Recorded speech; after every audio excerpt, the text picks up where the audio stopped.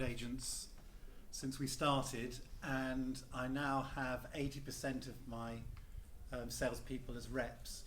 And one warning, the moment you start with someone selling your product, you really need to define the area in which they're to sell.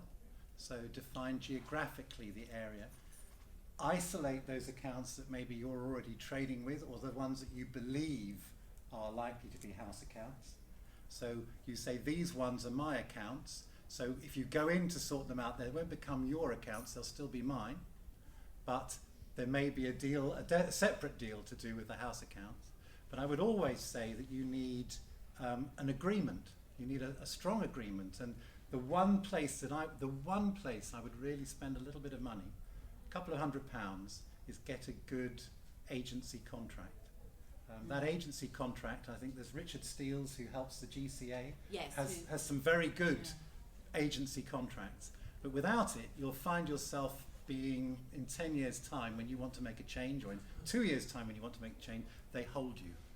They hold you, and you end up having to pay them 2 years' commission just to say goodbye.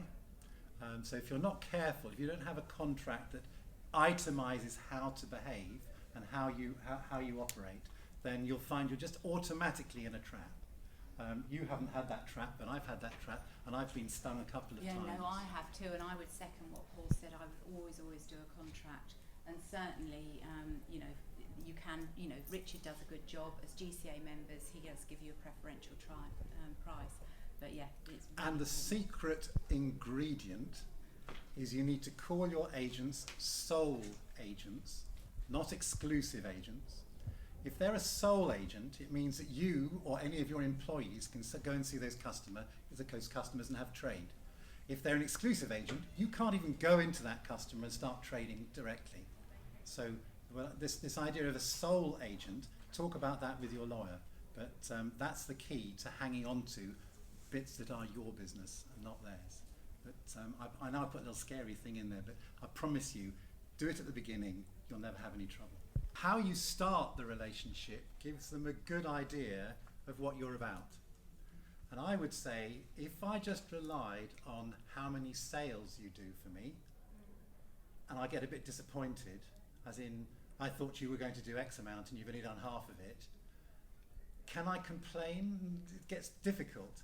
But if you say, okay, it's now, I want to know how many rooftops you're going to, how many different accounts are you going to, and can I have a report for every account you go to? So I don't even need an order, but what I do need is some response. Do they like the product? What do they like about it? What do we need to change in order to make it more that they would like to buy it? And all that is perfect information at the beginning of a relationship. So if you're not getting the daily reports, well, it would be a weekly report. I've gone to see 20 customers this week, and these are the comments, and these are the places that I've been to. I think that's evidence that they're acting for you. You might say, I need you to open 50 rooftops in the first 6 months, or 100 rooftops being a retail outlet. Yeah? And so you define at the beginning the work you want them to do for you, and you say, and then you measure them against that in the time that you've given them to do it. And then there's no argument. You didn't get there, you didn't give me the reports. Do you know what? I don't know how hard you're really working for me. I need to move on. And then you can move on, provided there's a contract in place.